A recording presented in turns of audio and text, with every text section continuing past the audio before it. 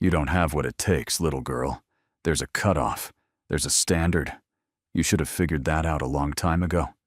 Come back Thursday, and maybe somebody around here will be bored enough to explain it to you." Staff Sergeant Kyle Bauer said all of it without looking up. He had a checklist on his monitor with 11 items still glowing red. He had a floor that needed one more pass with the buffer. And he had a clock in the corner of his screen that he had been watching all morning, the way a man watches a fuse burn toward a charge. 51 minutes. In 51 minutes, the Commandant of the Marine Corps would push through the glass door of recruiting substation Harwood, shake hands, look at the floor, look at the walls, look at the Marines, and decide in 30 seconds what kind of station Kyle Bauer ran. 51 minutes. And here was the bell over the frame. And here was the morning, handing him one more thing he did not have time for. The visit had landed on Harwood like weather. For 9 days, the station had scrubbed and squared and rehearsed. Bauer had run his 2 junior Marines ragged, the windows done twice, the brag wall straightened to the millimeter, the achievement ribbons under the recruiting posters dusted one by one. He had lain awake the night before, running the welcome in his head. A 4-star general walking into a strip mall recruiting office was not nothing. It was the kind of morning that got a staff sergeant noticed, that put a name in a senior man's mouth in a good way for once.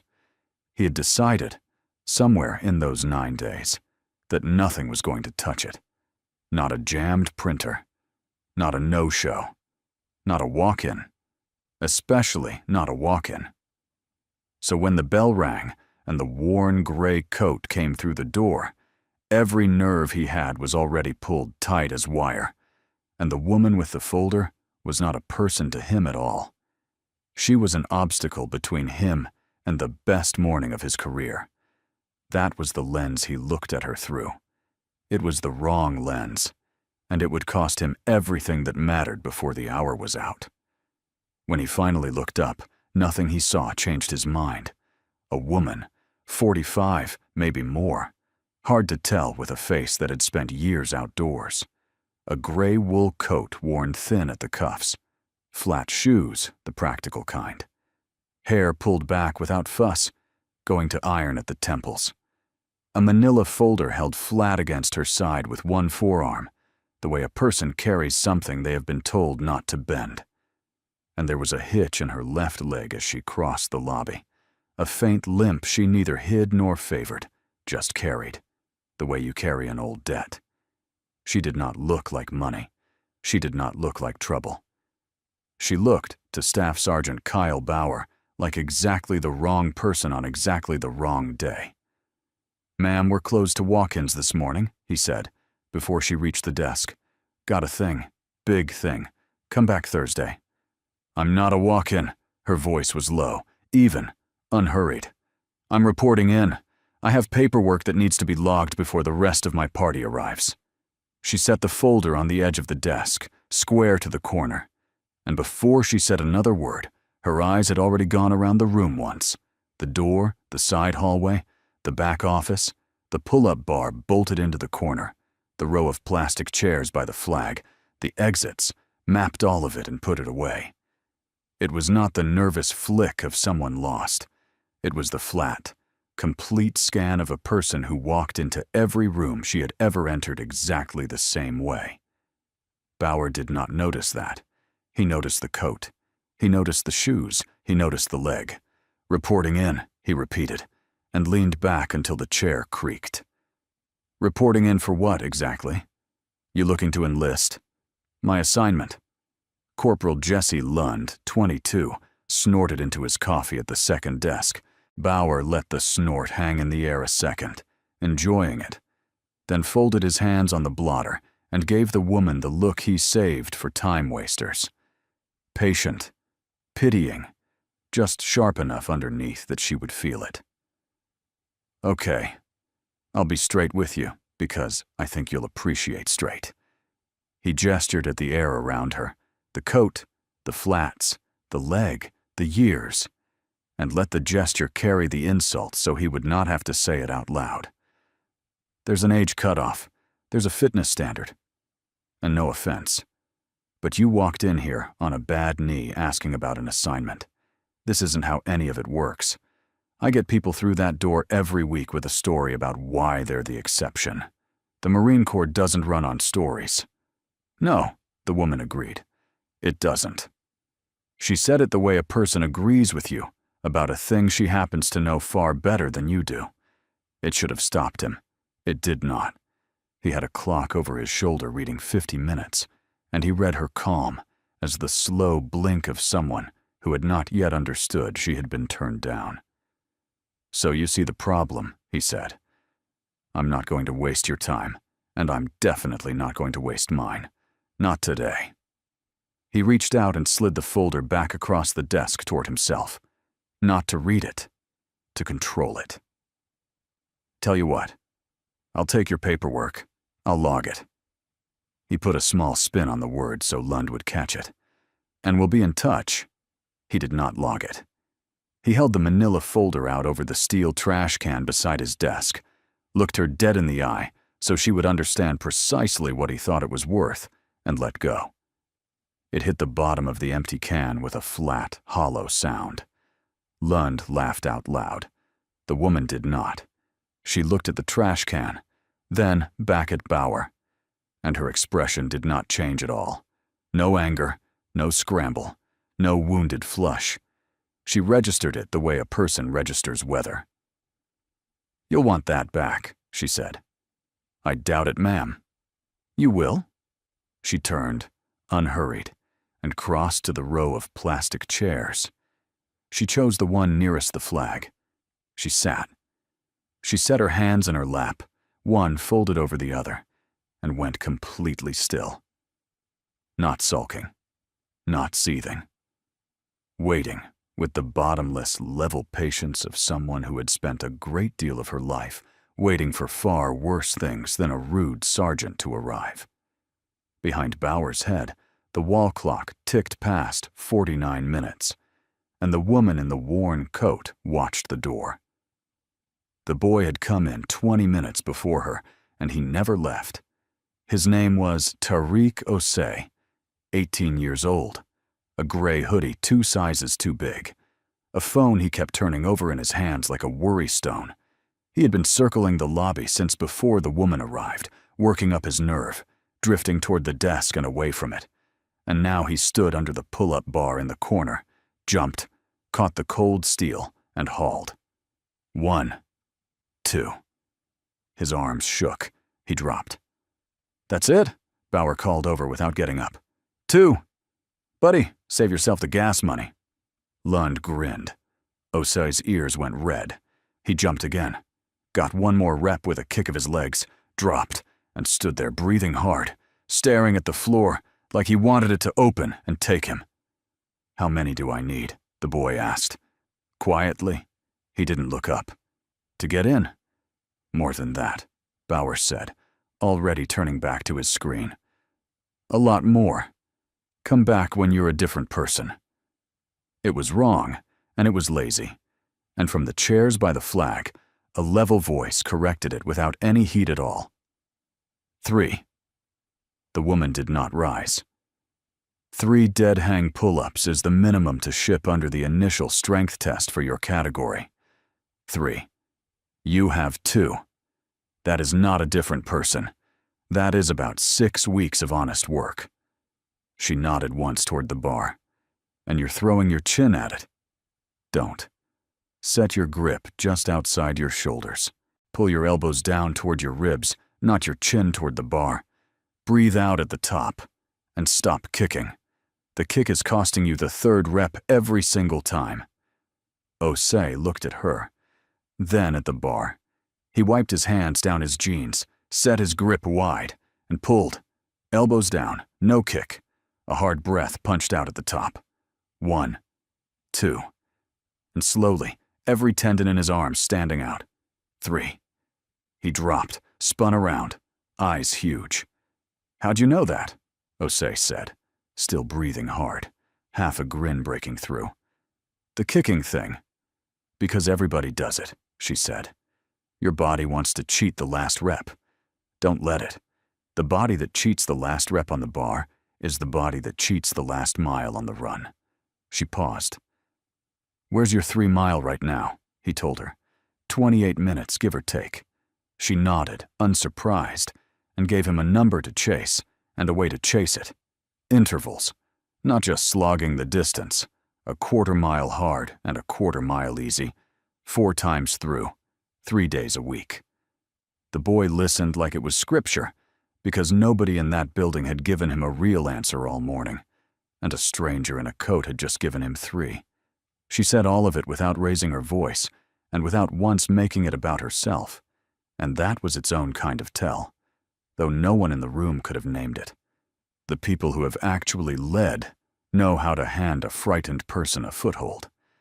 It is a habit that does not switch off, not in a lobby, not after 15 years, not ever.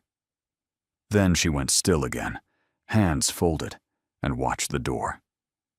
Behind the partition, Gunnery Sergeant Andre Sims looked up from the file he was signing.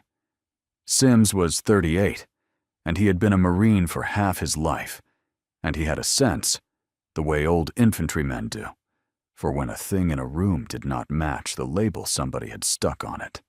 He had heard the entire exchange, and what snagged him was not the kindness, it was the numbers, the exact minimum, the category, the word ship. The dead hang cue, delivered the way a person delivers a cue they have given 1,000 times on 1,000 pull-up bars to 1,000 frightened kids. No walk-in talked like that. No grandmother off the street knew the initial strength test cold and recited it like a standard she personally enforced. He came around the partition, slow, and looked at the woman by the flag. At the folder that should have been in her lap and was not. At the way she sat with her spine an inch off the chair back and her weight balanced, like she might need to stand and move in a hurry. At the limp she had carried in and neither hid nor leaned on. Everybody's an expert, Bauer announced to the room and to Osei. Quit bothering my staff and take a seat, or take the door. Sims did not say anything. He stood in the doorway a beat too long, looking at the still woman, the question already lodged somewhere down under his ribs. Then the duty phone rang in the back, sharp, and a voice called for him, and he was pulled away from the thought before he could finish it. But it stayed in him, turning slowly, the way a splinter stays in a hand until it's dug out. The woman watched the door. The clock read 36 minutes. The station tightened like a fist as the visit bore down. And the tighter it got, the more the woman by the flag became, in Bauer's mind, a problem to be solved before the brass arrived. What is she still doing here? He said, low to Lund, by the coffee machine. The lobby fixture. I told her Thursday. She's not bothering anybody, Staff Sergeant. She's bothering me. The General's car turns in here in 30 minutes, and I've got Grandma holding court in my chairs, coaching walk-ins off the street like she runs the place. He dropped his voice further. Keep her off the floor when the brass shows up. I don't care how you do it. Lund laughed, but it came out thin and short. He kept glancing back at the chairs, because something had started to bother him too, and he couldn't make it sit still. A man had come in a few minutes earlier, a father, asking about a medical waiver for his son, a kid with childhood asthma. Bauer had fumbled it, said something vague about it being an automatic no, waved the man toward the door. And from the chairs, the woman had said, not unkindly, that childhood asthma resolved before a certain age was screened case by case, that the order of operations was the medical pre-screen first, then the moral and administrative review, then the test, and that the man should ask by name for the pre-screening waiver process, and not take a hallway no for an answer. She was right. Bauer had been wrong. And she had said it in the flat, sequenced, regulation-shaped language of a person who had read the order, enforced the order, and somewhere along the line had probably signed her name on the order. The father had turned in the doorway, hope flickering back into his face. They can really look at it again? The asthma? Ask for the pre-screening waiver by name, Marquez had told him, from the chair, not moving. Bring the records. The date of the last episode. The date he was cleared. Anything from the doctor. Don't argue it in a hallway. Put it in the system and make them adjudicate it on paper. That is your son's right. The man had thanked her twice, written it on the back of his hand, and left walking taller than he had come in. Bauer had watched the whole thing from the desk, with his jaw working, and said nothing, because there was nothing to say. The woman in the chairs had just done his job better than he had, from a plastic seat, with a bad leg, in a coat from a thrift store. It should have made him curious. Instead, it made him angry. The particular anger of a man who senses he is being shown up and cannot afford to look directly at why. Lund had stopped laughing somewhere in the middle of that. He had started watching her instead. She did not look like she was enduring anything. That was the part he couldn't place, the part that scratched at him. People who got treated the way she'd been treated in that lobby either left, or argued, or cried. She did none of it. She sat with her hands folded and her eyes moving, slow, level, complete, taking the measure of the place and the people in it. The way she watched Bauer was not the way a person watches a man who has power over her. It was the way a person watches a man she is quietly deciding something about. Lund did not have a word for what he was seeing. He just knew that the label on the morning had come loose, and that underneath it was something he could not read. If you have ever watched someone be written off for how they look, while every single person in the room missed exactly who they were dealing with, stay with this one. This is the channel that exists for it. Subscribe to Honor Tales. Bauer glanced at the clock. 28 minutes. He looked at the woman in the worn coat, sitting calm as stone in his chairs, and he made a decision. And he reached for the station log. He decided to put it on paper. That was the kind of Marine Bauer was when he was cornered. He reached for the record. He pulled up the day log and typed her in. Unidentified female walk-in, refused service, declined to depart, disruptive to operations during distinguished visitor preparation. He read it back, satisfied. A record. Cover. If the gunny asked later why the woman had been walked out of the lobby, there it would be. Time-stamped, official, clean. Ma'am. He stood, came around the desk, and planted himself a careful distance from the chairs. Station's closed to walk-in traffic for the rest of the morning. I need you to clear the lobby. There's the door. I'm waiting for the rest of my party, the woman said. They're close now. There's no party coming for you. There is. She looked at him then, and there was something almost gentle in it, which unsettled him more than anger would have. You just don't know yet that it's yours. He didn't have an answer for that, so he made it official. He went back to the desk, picked up the phone, and called the duty desk down the road. Yeah, Harwood. I've got a loiterer in my lobby. I need gone before the motorcade pulls in. Older female, won't leave. Can you spin up an escort to walk her off the property? A pause. Appreciate it. Quick as you can. We're inside the half hour. He set the phone down, printed a single sheet, the escort request, and laid it on the corner of the desk with a pen across it, like a thing already decided. The woman watched all of it without moving, but her eyes had changed register. They went to the wall clock, then to the glass door, then back, at intervals, even, and spaced, the way a person counts who has counted things that mattered before. She was not waiting nervously.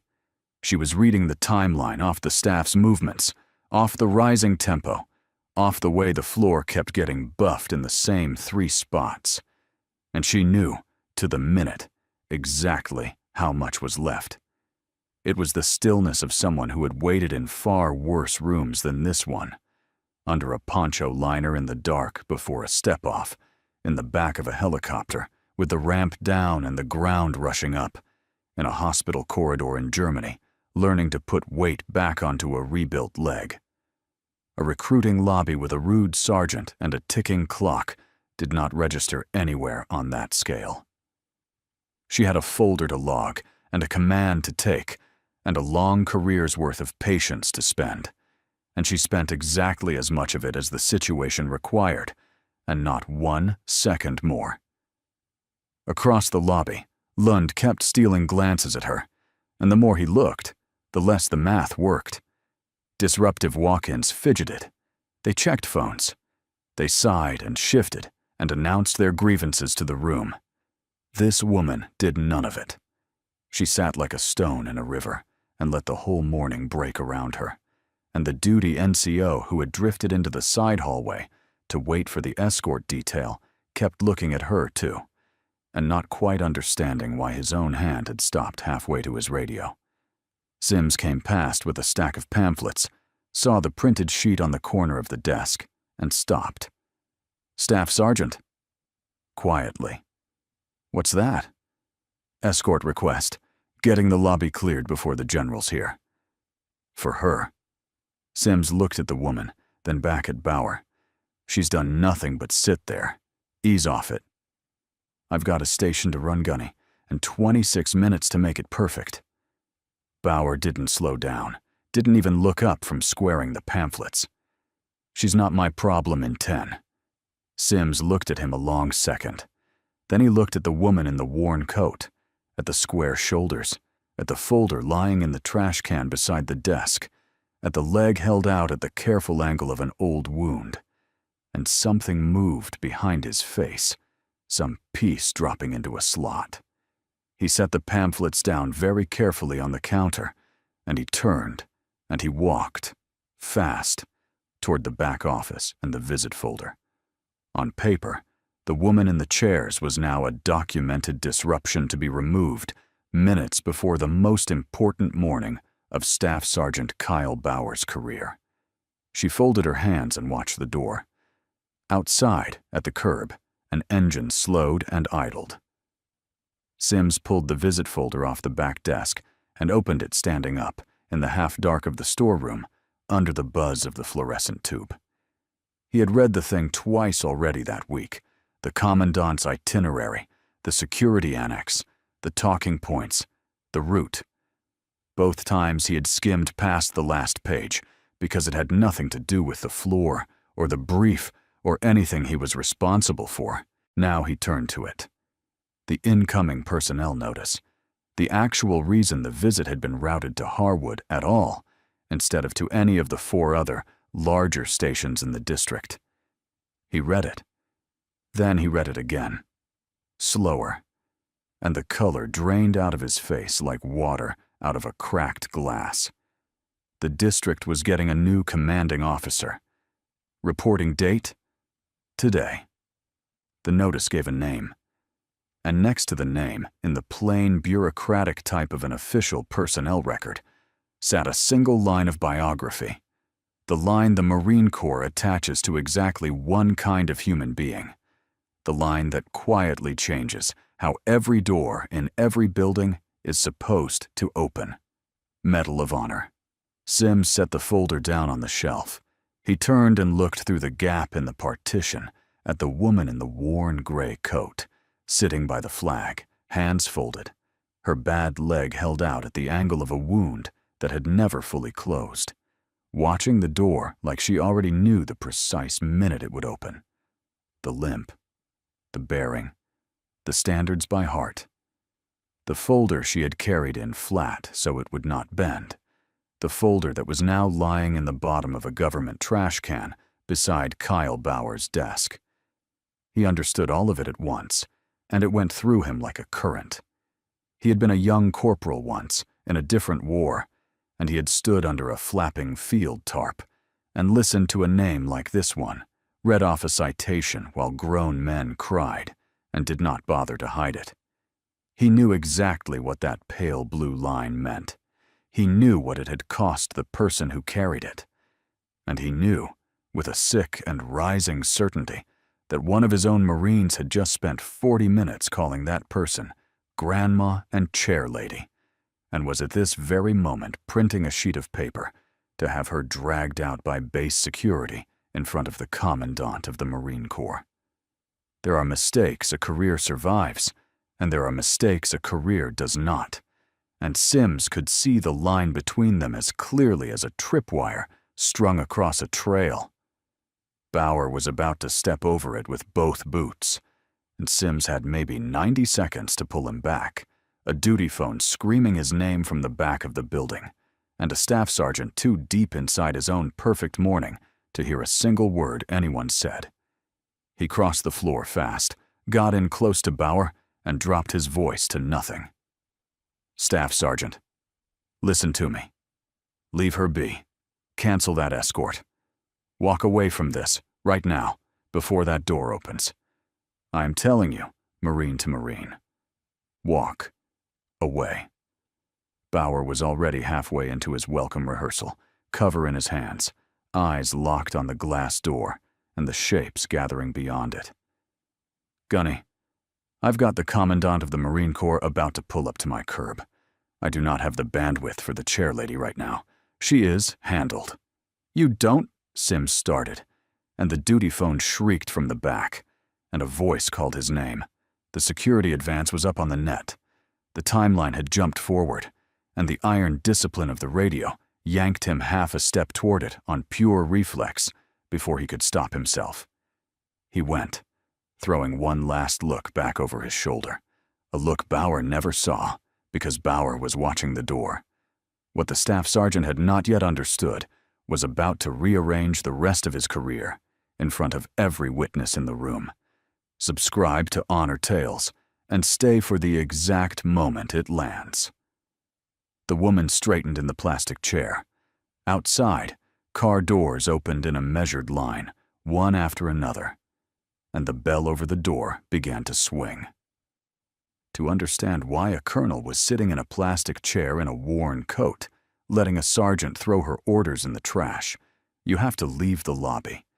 You have to go back 15 years, and most of the way around the world. Her name was Elena Marquez, 45 years old. Colonel, United States Marine Corps, Colonel, United, a prior enlisted Marine who had gone in at 18 and earned her commission at 22, a Mustang, an officer who had stood on both sides of the line and never forgotten the enlisted side. And on the rare official days, she wore it. Around her neck on a pale blue ribbon hung 5 small white stars. The Medal of Honor. She was the incoming commanding officer of the recruiting district. She was the reason the most powerful Marine alive had bent his entire morning around a strip mall substation. The limp came from a valley in Helmand province in the late summer of 2011. She had been a captain then, 30 years old, a company commander. And the patrol had been cut in half in the open by machine gun fire from a tree line 80 meters off. The long, flat, hammering kind that turns dirt into a living thing. 3 of her Marines went down in the wash, in the gap, on the worst ground imaginable. Flat, exposed, nothing between them and the guns but distance and luck. And the luck was already gone. She went and got them. There was no one else who could. And there was no version of her that would not. The first time across, she carried out a lance corporal with a round through the thigh, 40 meters of open ground, while the air came apart around them. The second time, a rifleman, dragging him by the back of his kit, the dirt jumping in lines on either side. The third time she went for the youngest of them, 19 years old, and the world opened up, and a piece of metal opened her left leg from knee to hip, and she carried him out anyway across that ground. And he did not make it. And she has carried that across far more ground, and for far more years, than 80 meters of a Helmand wash. 3 trips. 2 of them she brought home alive. 1 of them she did not. The citation, when they finally read it, used words like conspicuous gallantry, and at the risk of her life above and beyond the call of duty. The old formal language the Corps keeps for the thing it cannot otherwise say. What the citation did not say, because no citation can, was what the open ground actually felt like. The way time stretched and went strange. The weight of a grown man across her back.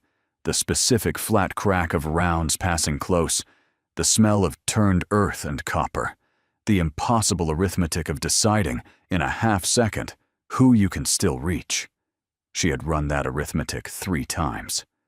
The third answer had been wrong, and she had known it was probably wrong before she ran, and she had run anyway, because the alternative was to leave a 19-year-old alone in the dirt, and there was no version of Elena Marquez who could do that and go on living inside her own skin. They gave her the leg back, mostly, after 4 surgeries and a year of work. They could not give her back the rest, and she never asked them to. She had decided instead to spend what she had left making sure the next 19-year-old got a fair start, which was, in the end, the whole reason she was sitting in a plastic chair in a strip mall, in a worn coat on an ordinary Tuesday morning. In the quiet of that lobby, 15 years later, in the one and only place in this entire story where you are allowed to hear what she was actually thinking. What she thought about was him, the 19-year-old. She thought about him every time she pinned the ribbon on. She thought about him every time she chose not to. And she thought about him when she signed the request for this command, because here was the thing no one at headquarters had understood about why a Medal of Honor recipient would want a recruiting district of all the quiet, unglamorous billets in the entire Corps. This was where they came in. This was the door. The scared kid on the pull-up bar with 2 reps and nobody in his corner. That boy was the front edge of every patrol that would ever step off into the dark, the beginning of the whole long chain that ended in a valley like hers. And she had decided a long time ago that the way a station treated that kid when nobody important was watching told her everything that a scheduled inspection, with its buffed floor and its squared pamphlets, never would. So she had come early, in a coat, unmarked, to see it true. The man who would walk through that door in 90 seconds was General Thomas Keller. She had known him for years. He had been a 1-star once, the officer who stood at the front of a silent formation and read her citation aloud while she held attention and tried not to hear the open ground in it. He knew her face. He knew her leg. He knew exactly who was sitting in that plastic chair in a worn gray coat. She checked her watch the way she had once checked a patrol clock, a small, economical turn of the wrist, eyes coming straight back up. Boots on the walk outside now, more than one set. She straightened in the chair, and the coat, and the folder in the trash, and all of it held for just a few seconds more. Bauer never saw the warning. He saw the escort request on his desk, and the clock over his shoulder, and the chair lady who was ruining his perfect morning, and he decided to finish it himself, with his own hands, before the brass arrived. He picked up the printed sheet, crossed to the chairs, and stood over her. "Ma'am, I'm done asking. The station's closed. You've been logged as refusing to leave. And I've got people on the way to walk you out. So you can go on your own 2 feet, or you can go with them. Your call. Up." She looked up at him. She did not move. "On your feet," he said, louder now, and his hand came out toward her arm. And the duty NCO had appeared at the mouth of the side hallway. And Lund had risen at his desk, with his face gone white. And Tariq Osei was pressed into the corner with his mouth open. And from the back, Sims was coming through the partition at a near run. Too late, his own voice catching in his throat. And Bauer, with the entire room as his witness, leaned in and said it to her face. "You don't have what it takes, little girl. This is a working Marine Corps station, not a waiting room for people who already missed their shot at life. Out." The word little hung in the air of the lobby like smoke. Lund flinched at it. Sims, still 3 strides away, felt it land in his own chest. It was the kind of thing a man says when he has stopped seeing a person in front of him and started seeing only an obstacle. The exact failure of vision the whole morning had been quietly building toward. And the woman he said it to had carried 2 living Marines and 1 dead one across 80 meters of open fire, had been decorated for it by the nation, and was about to become the commanding officer of every recruiter in 5 stations, this one included. She did not tell him any of that. She would let the room tell him. That was the discipline of it, the same discipline that crosses open ground 3 times, and not 2. The same discipline that sits still in a plastic chair for 40 minutes and waits. She had learned a long time ago that you do not have to announce who you are. You only have to be it, and wait for the moment the truth arrives on its own. Colonel Elena Marquez rose from the plastic chair. She did it slowly, unhurried. She let him build the entire record in front of every set of eyes in that lobby.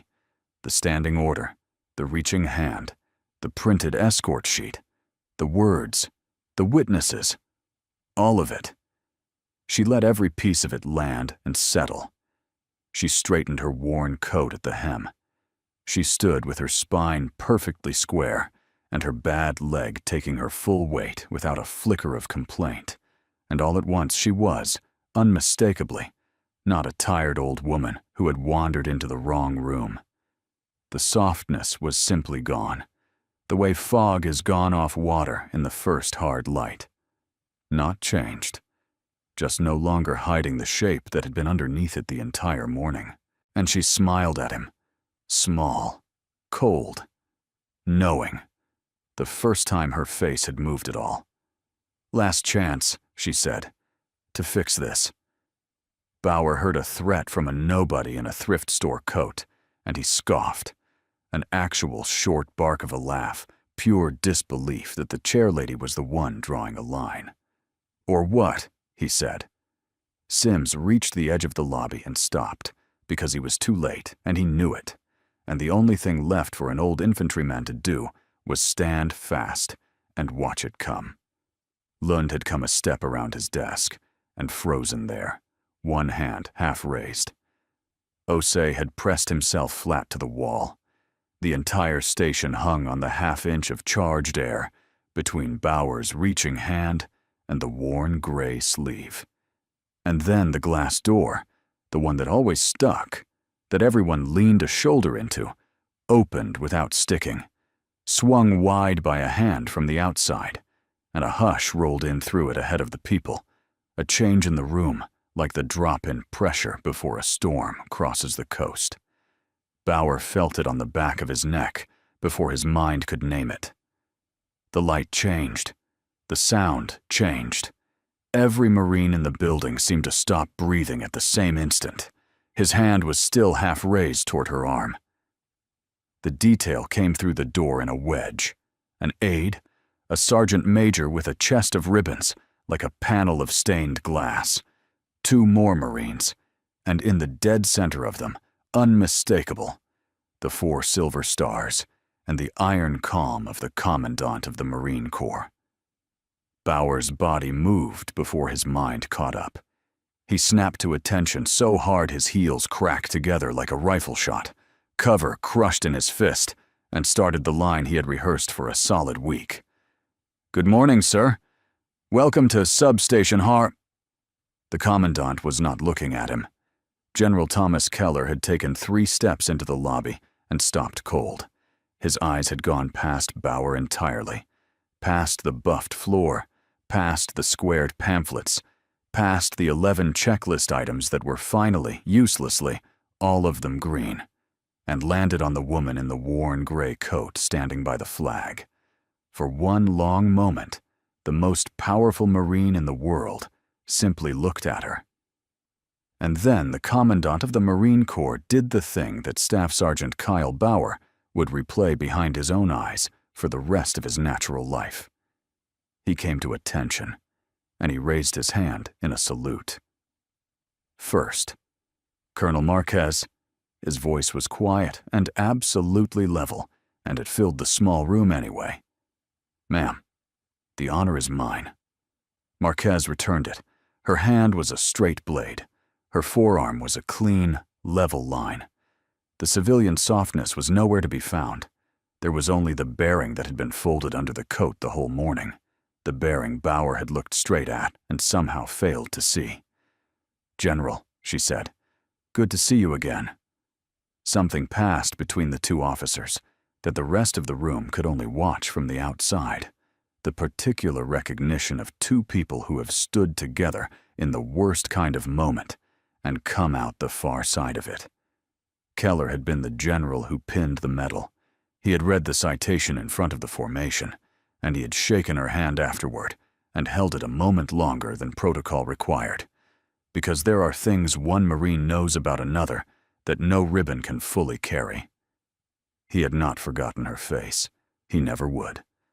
And when his aide had handed him the morning's itinerary 9 days earlier, and he had seen where she was reporting in, he had quietly rearranged a 4-stars schedule to be standing in the room when she walked through the door, not for ceremony, but because some debts are paid by simply showing up.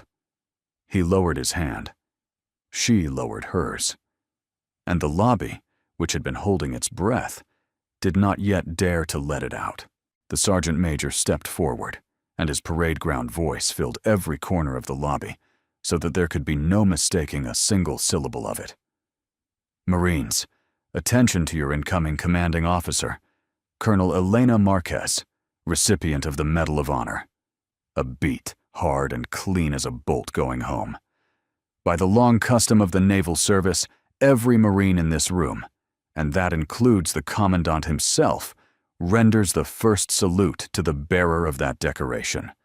You will conduct yourselves accordingly. The lobby had gone so silent that Bauer could hear the flag stir in the draft from the open door. Medal of Honor, the pale blue, the one decoration for which the entire chain of command bends backward, the one ribbon that a private and a 4-star general will both salute before its bearer is permitted to salute them. He had stood in formations where they spoke of it in hushed, almost mythic terms. A thing you would read about in a citation and never, in a whole career, stand beside. He was standing beside it. She had walked in under his bell. He had looked at her coat and her shoes and her leg and told her the Marine Corps did not run on stories. His face moved through it in stages, and everyone in the room watched it happen. Confusion first. Why was the general saluting the chair lady? Then disbelief. A small jerk of the head. The silent no. Then recognition, arriving all at once and from every direction. The limp that was a wound. The bearing that was a colonel's. The standards she knew by heart. The folder she had carried in flat, so that it would not bend. Then horror. Colonel Marquez let the silence sit for exactly as long as it needed to sit. And then her eyes moved, unhurried, level, to the steel trash can beside Bauer's desk. They didn't accuse. They simply arrived. And every eye in the room, the commandants among them, followed her gaze down to a dented government trash can and the manila folder lying flat in the bottom of it. Staff Sergeant! The sergeant major's voice did not rise. It did not need to. Is the colonel's reporting packet in that receptacle? There is a kind of silence in which a man's own heartbeat becomes the loudest sound in the room. Kyle Bauer stood inside it. Sergeant Major, he managed. Yes, Sergeant Major. Then I would retrieve it. But it was Corporal Jesse Lund who moved first. Lund crossed the lobby before Bauer's legs would obey him. He bent over the trash can in front of the Commandant of the Marine Corps and a Medal of Honor recipient, and the swinging flag, and lifted out the folder that Bauer had dropped there to make a quiet woman feel small. He brushed it off with both hands, a small, useless gesture that fooled no one, and that everyone understood. He turned and held it out to Colonel Marquez, the way a Marine is taught to handle a thing that matters, in both hands, square.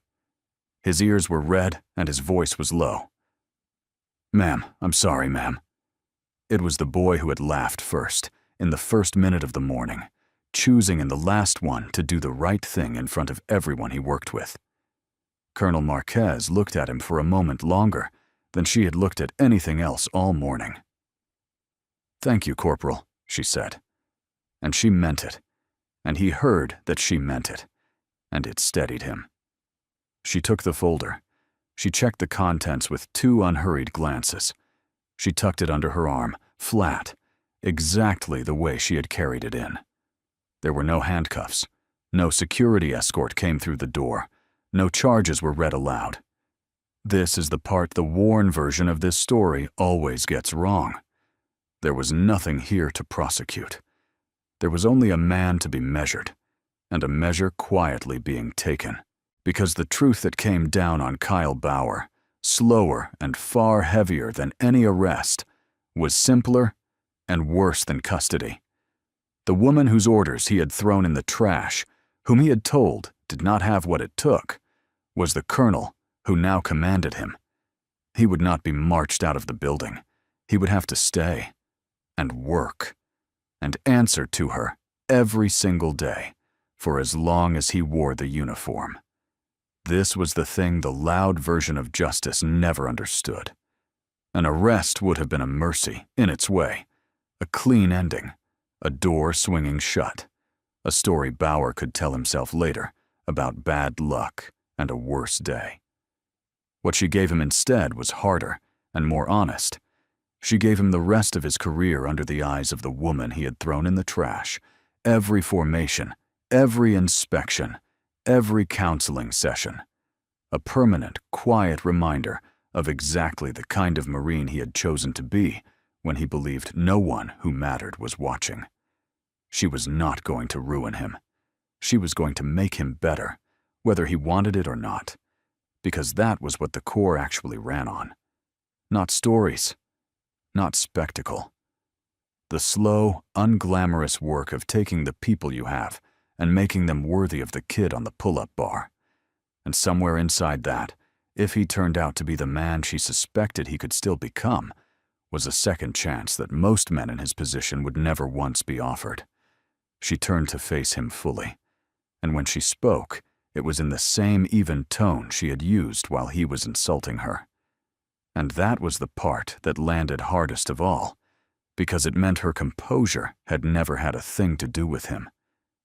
She had been like this the entire time.